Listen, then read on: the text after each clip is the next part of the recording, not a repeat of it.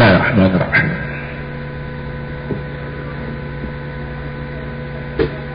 Innal hamdalillah wassalatu wassalamu ala Rasulillah wa ala alihi wa sahbihi wa mawalah, amma ba'd. Kita lanjutkan kajian tafsir Surat Yunus. Hari ini kita mulai dari ayat yang ke-94. A'udzu billahi minasyaitonir rajim. Fa in kunta fi syakki, jika engkau ragu mimma anzalna ilaika, tentang apa yang kami turunkan kepadamu,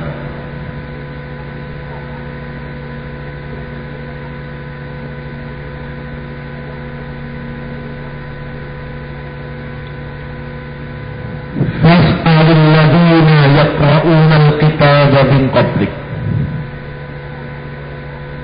maka bertanyalah kepada orang-orang yang membaca Alkitab sebelumnya. Laqad ja'akal haqqu min rabbik, sungguh telah datang kebenaran kepadamu dari Rabbmu. Fala takunanna minal mumtarin, dan janganlah sekali-kali engkau menjadi orang-orang yang ragu.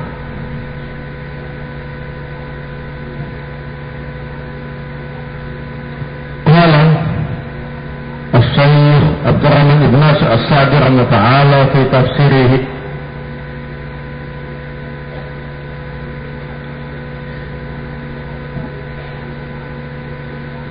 yaqulu ta'ala li nabiyyihi Muhammad sallallahu alaihi wasallam, fa in kunta fi shakkin mimma anzalna ilaik, hal huwa sahihun am ghairu sahih. Dalam ayat ini Allah subhanahu wa ta'ala berfirman kepada nabinya, yakni Nabi Muhammad sallallahu alaihi wa ala alihi wasallam, jika engkau ragu terhadap apa yang kami turunkan kepadamu, apakah benar ataukah tidak benar, fas'alil ladzina yaqra'una al-kitaba min qablik, ay is'al ahlal kitabi al-munsifina wal ulama'a ar-rasikhina, fa innahum sayukirruna laka bisidqi ma akhbartu bihi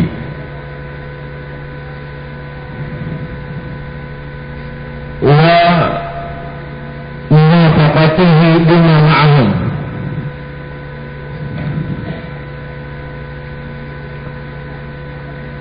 Maka bertanyalah kepada orang-orang yang membaca Alkitab sebelumnya, yakni bertanyalah kepada ahli kitab yang adil, yang termasuk ulama-ulama yang mendalam ilmunya, maka sungguh mereka akan menetapkan untukmu kebenaran apa yang aku beritakan, dan sesuai dengan apa yang ada pada mereka.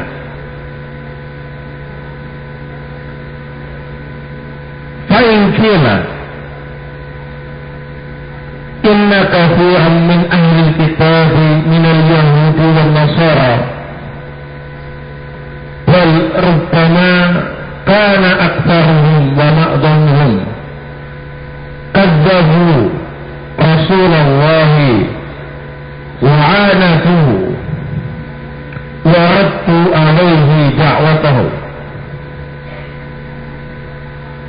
Allah Ta'ala amara rasulahu ay yastashhida bihim wa ja'ala syahadatahum hujjatan lima ja'a bihi wa burhanan ala sidqihi.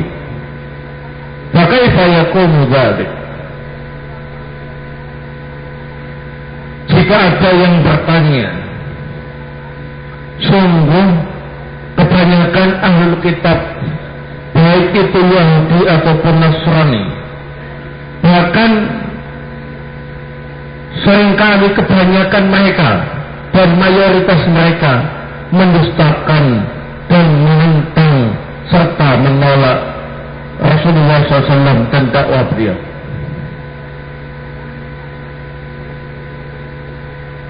Tapi di sini Allah Ta'ala memerintahkan Rasulnya untuk menjadikan mereka sebagai saksi, dan persaksian mereka Allah jadikan sebagai hujjah atas apa yang beliau bawa, dan sebagai bukti kebenaran apa yang beliau bawa. Maka bagaimana hal itu bisa terjadi? Yang kebanyakan ahli kitab Yahudi Nasrani itu mendustakan, menentang dakwah Nabi. Nah, tapi mengapa dalam ayat ini Rasulullah diperintah untuk menjadikan mereka sebagai saksi, bahkan persaksian mereka dijadikan sebagai hujjah atas kebenaran risalah yang beliau bawa?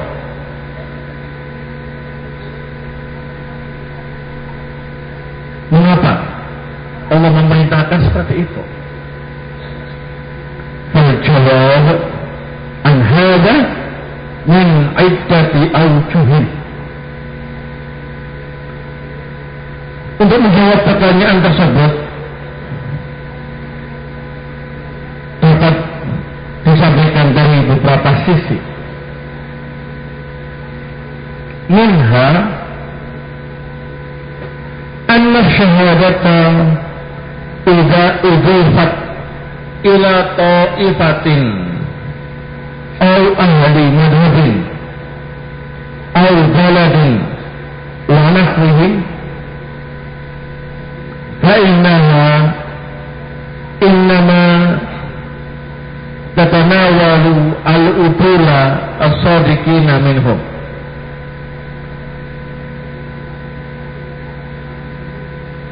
Wa amma man adahum falau kanu aktsara min ghairihim fala ibrata fihim li'anna syahadata mabniyatun 'ala al-adalati was-sidqi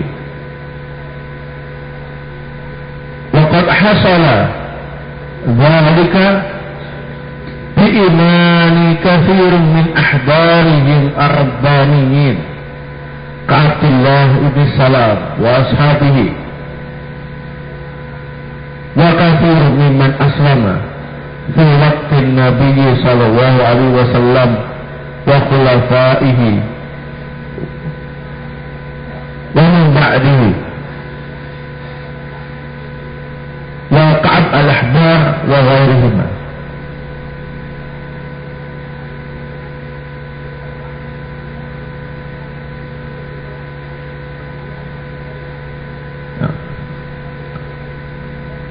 Ka'abdullah bin Salam wa ashabihi wa kathir mimman aslama fi waqti Nabi sallallahu alaihi wasallam wa khulafaihi wa man ba'dahu wa Ka'ab al-Ahbar wa ghairihima.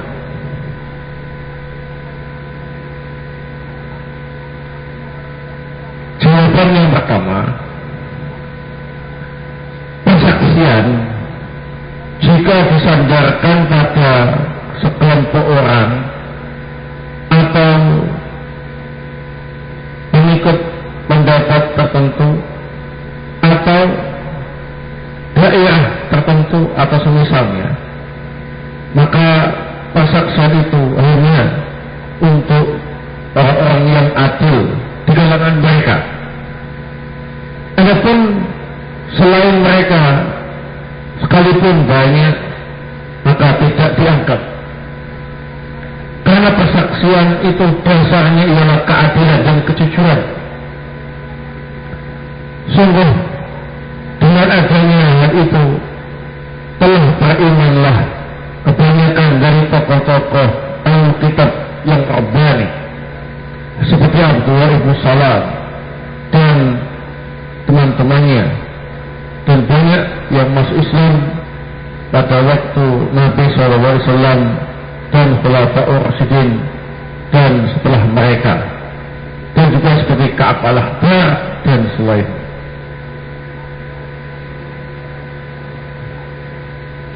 Jawaban pertama, mengapa Allah memerintahkan Rasul untuk menjadikan Ahlul Kitab sebagai saksi atas kebenaran risalah beliau, padahal kebanyakan Ahlul Kitab mendustakan dan menolak dakwah beliau? Jawaban yang pertama, persaksian itu berlaku untuk orang yang adil. Jika disandarkan pada kelompok tertentu, berarti hanya untuk Ahlul Kitab yang apa ini? Yang adil saja. Adapun yang tidak adil, walaupun jumlahnya banyak, maka tidak diminta persaksian. Baik. Tapi setelah Allah Ta'ala memerintahkan Nabi-Nya SAW menjadikan Ahlul Kitab sebagai saksi dari kalangan mereka yang adil, maka dengan hidayah dari Allah banyak tokoh-tokoh agama mereka yang masuk Islam seperti Abdullah ibn Salam dan teman-temannya, Ka'ab al-Ahbar dan yang lain. Waminha, jawaban berikutnya, anna syahadata ahlil kitabi lirrasul sallallahu alaihi wasallam mabniyatun ala kitabihim at-Taurah alladhi yantasibuna ilaihi. Fa idza kana mawjudan fit Taurati ma yuwafiqu al-Qur'ana wa yusaddiquhu wa yashhadu lahu bis-sihhati, walau ittafaqu min awalihim bi akhirihim ala inkar dzalika lam yukdah bima ja'a bir rasul. Jawaban yang kedua, bahwa persaksian Ahlul Kitab terhadap kebenaran dakwah Rasul SAW dasarnya ialah kitab Taurat yang mereka menisbahkan diri kepadanya. Jika memang ada dalam kitab Taurat sesuatu yang sesuai dengan Al-Quran dan membenarkan Al-Quran dan mempersaksikan kebenaran Al-Quran, maka sekalipun Ahlul Kitab sepakat mulai awal sampai akhir untuk mengingkari kebenaran dakwah Rasulullah, maka tidak bisa mencoreng apa yang dibawa oleh Rasul Sallallahu Alaihi Wasallam. Jadi jawaban yang kedua, mengapa Allah memerintahkan Rasulullah SAW untuk menjadikan Alkitab sebagai saksi atas kebenaran dakwah beliau, padahal banyak mereka yang mengingkarinya? Karena Alkitab yang adil yang menjadi saksi dasarnya ialah kitab Taurat. Jika dalam kitab Taurat sudah cocok dengan apa yang dalam Al-Quran, bahkan membenarkan isi Al-Quran, maka sudah cukup sebagai bukti kebenaran apa yang dibawa oleh Rasul SAW. Sekalipun orang-orang Ahlul Kitab kebanyakan mereka mengingkarinya, bukti ada pada Taurat, bukan ada pada masing-masing Ahlul Kitab itu. Nah, wa minha, jawabannya ketiga, Allah Ta'ala amara rasulahu ayyastashhida bi ahli kitab ala sihhati ma ja'ahu wa adhara dhalika wa a'lanahu ala ru'usil ashhad wa min al-ma'lumi anna katsiran minhum min rasul nasi ala ibtali da'wati rasuli Muhammad sallallahu alaihi wasallam falau kana indahum ma yartu ma dzakarahu Allah la abtahu wa adharuhu wa bayyanu falamma lam yakun syai'un min dhalik kana adamu raddil mu'adi wa ikraril mustajibi min adalil adillah ala sihhati hadzal Qur'an wa sidqi. Jawaban yang ketiga, Allah Subhanahu wa ta'ala memerintahkan Rasulnya untuk minta persaksian atau menjadikan persaksian Ahlul Kitab sebagai bukti kebenaran apa yang beliau bawa, dan Allah menampakkan serta mengumumkan hal itu di hadapan banyak orang-orang yang menyaksikannya. Maka sudah diketahui bahwa kebanyakan mereka Ahlul Kitab adalah orang yang paling semangat untuk menjaga dakwah Rasul SAW. Seandainya mereka memiliki hujjah untuk membantah apa yang Allah sebutkan, niscaya mereka akan menampakkannya dan menjelaskannya. Tapi jika mereka tidak melakukan itu semua, maka orang yang memusuhi, yang tidak membantah, akan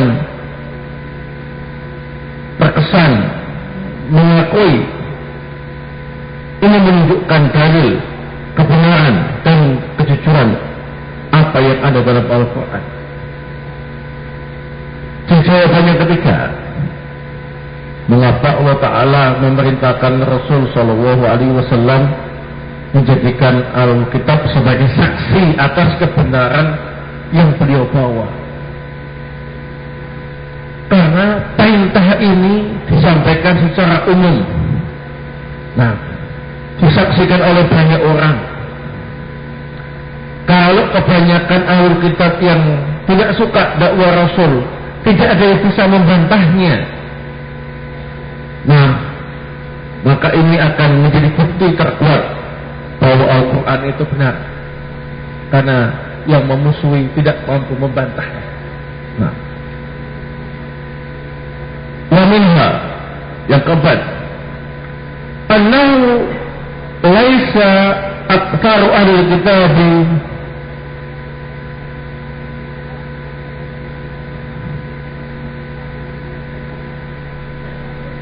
raddu da'watir rasuli, bal aktsaruhum istijabun laha.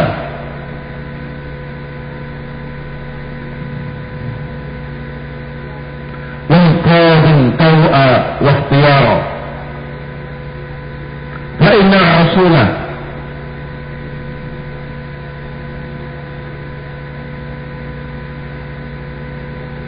بعث وأكثر أهل الأرض المتدينين أهل كتاب.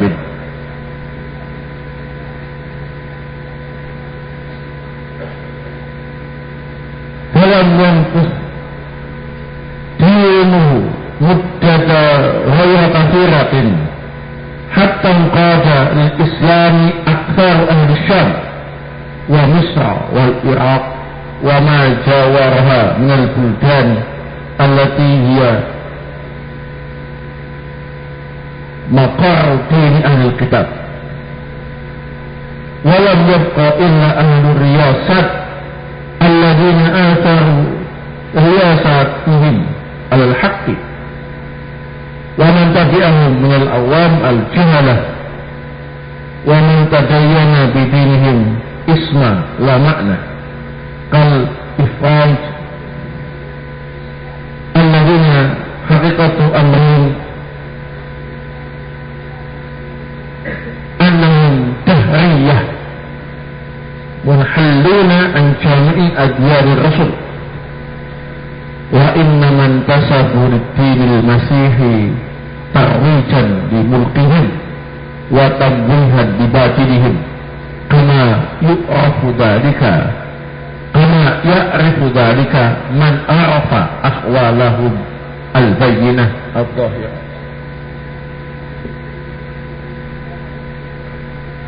Jawabannya kelima, sungguh sebetulnya kebanyakan ahlul kitab itu tidak menentang dakwah Rasul. Bahkan kebanyakan mereka menerima dan tunduk serta membeli dakwah Rasul. Terbukti Rasulullah SAW ketika diutus sebagai nabi, kebanyakan penduduk bumi itu beragama ahlul kitab. Tapi agama Rasul tidak begitu lama menunggu. Akhirnya banyak yang tunduk terhadap Islam. Dari kebanyakan penduduk Syam, Mesir, Irak, dan yang ada di sekitarnya dari negara-negara yang menjadi basis agama ahlul kitab. Dan tidak tersisa kecuali orang-orang yang memiliki jabatan yang terpengaruh dengan jabatannya daripada menerima al-haq, dan yang mengikuti mereka dari kalangan orang-orang awam yang bodoh, dan yang mengaku beragama ahlul kitab tapi cuma namanya saja, tidak ada makna sama sekali, yakni tidak mengamalkannya. Seperti orang-orang al-Ifraj, Prancis, yang hakikat perkara mereka adalah memiliki pemahaman dahriyah, tidak termasuk dari ajaran agama semua Rasul, tidak termasuk bagian dari ajaran agama para Rasul. Mereka menisbahkan dirinya sebagai pengikut agama Masehi, yakni Nasara, hanya untuk menjaga kekuasaan mereka dan untuk melestarikan kebatilan mereka, sebagaimana hal itu diketahui oleh orang yang mengetahui keadaan mereka yang sebenarnya. Jadi jawaban yang kelima, mengapa Allah memerintahkan Rasul untuk menjadikan ahlul kitab sebagai saksi, padahal banyak ahlul kitab yang menolak dakwah beliau.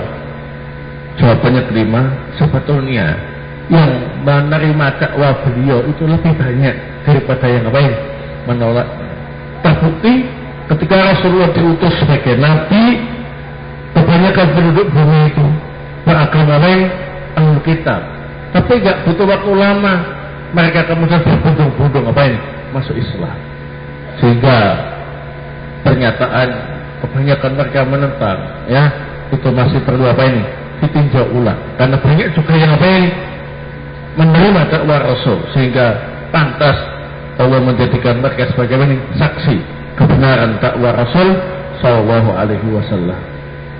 Nah, wa qaluhu laqad ja'al haqq ay alladhi la syakka fihi biwajhil wujuh wa hadha qala min rabbika fala takunanna minal mumtarin.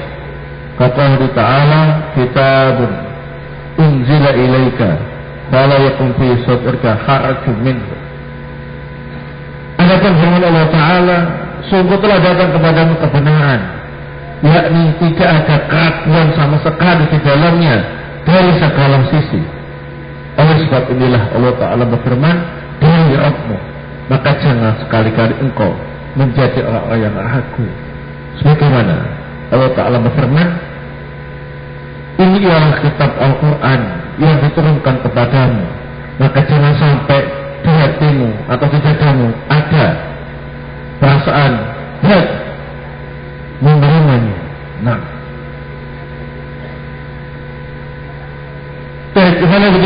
Allah, apa yang kita baca tadi ini sudah tidak terkait dengan kisah Nabi Musa dan para pengikutnya dari kalangan Bani Israel. Sudah membahas masalah yang lain, yakni menjelaskan tentang kebenaran Al-Quran yang Allah turunkan kepada Nabi kita Muhammad sallallahu alaihi wasallam. Bahkan kebenaran Al-Quran ini telah dipersaksikan oleh ahlul kitab itu sendiri sesuai dengan kitab Taurat yang ada pada mereka, sekalipun banyak dari mereka yang mengingkarinya, tetapi tidak dianggap karena bukti dalam Taurat itulah yang lebih diperhitungkan. Nah, barakallahu. Maka dalam ayat ini kita bisa mengambil beberapa faedah. Fiha bahwa al-faidatul ula,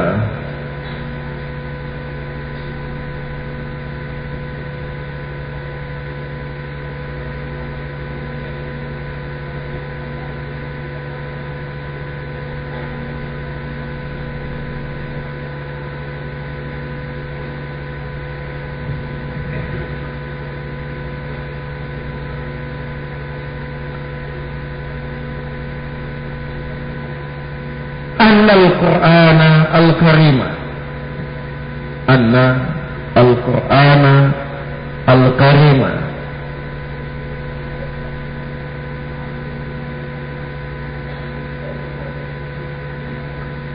haqqun la syakka fihi fi wajhin min al-wujuhi, la syakka fihi fi wajhin min al-wujuh.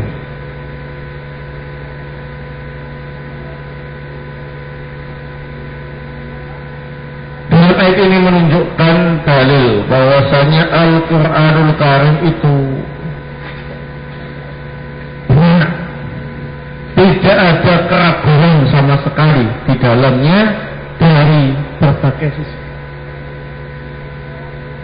Nah, jadi Quran dari awal sampai akhir tidak ada salahnya sedikit pun, bahkan tidak ada yang meragukan sedikit pun. Semuanya benar dan meyakinkan. Nah, al-faidatu ats-tsaniyah,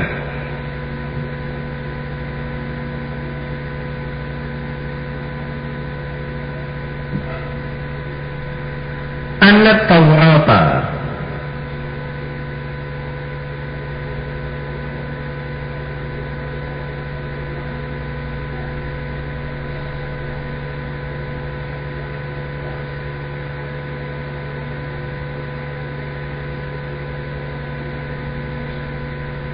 tukiru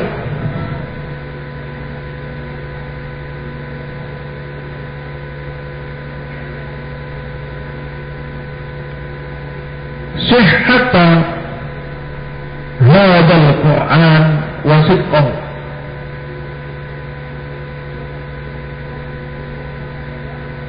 Anna Taurata tukiru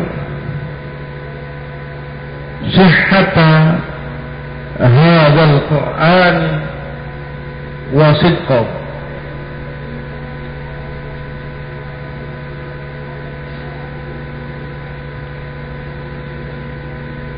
Bahwa Taurat itu menetapkan kebenaran dan kejujuran Al-Quran ini.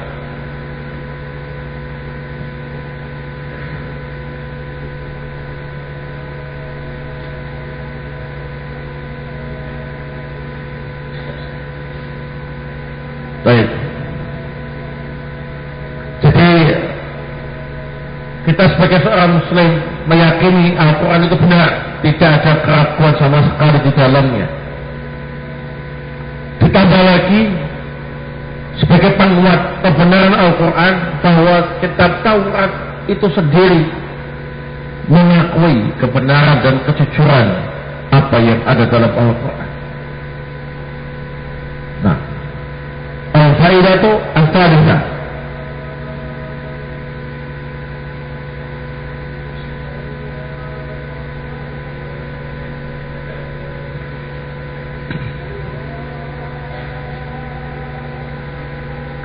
anna Allah Ta'ala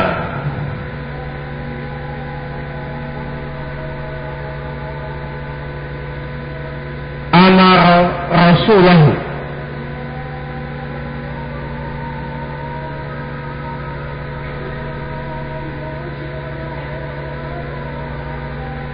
ayyastashhida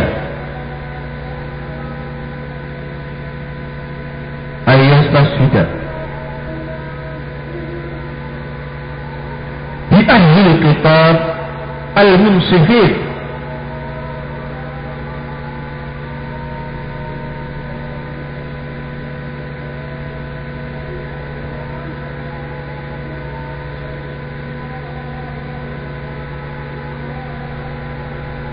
wa ja'ala syahadatahum hujjatan lima ja'a bihi wa burhanan ala sidqihi wa ja'ala syahadatahum hujjatan lima ja'a bihi wa burhanan ala sidqihi. Nah, dalam ayat ini Allah Subhanahu wa Ta'ala memerintahkan Rasulnya untuk menjadikan ahli kitab yang adil sebagai saksi dan menjadikan persaksian mereka sebagai hujjah atas Al-Quran yang dibawa oleh Rasulullah dan sebagai bukti kebenaran beliau.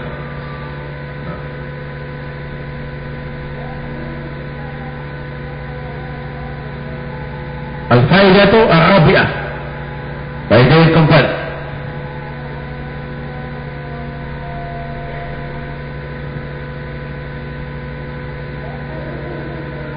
anna syahadata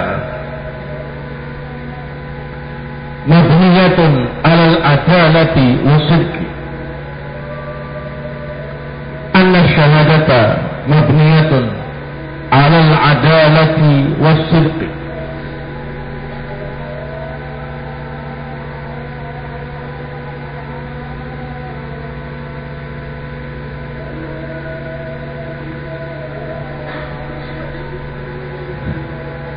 Ayat ini menunjukkan bahwasanya persaksian itu harus didasari dengan keadilan dan kejujuran. Artinya yang boleh menjadi saksi adalah orang yang adil dan orang yang jujur.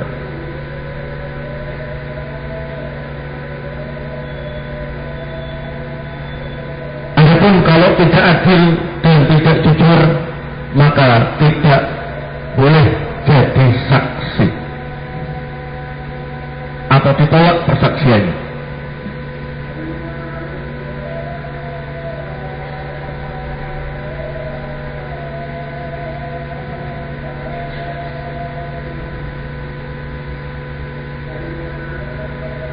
Nah,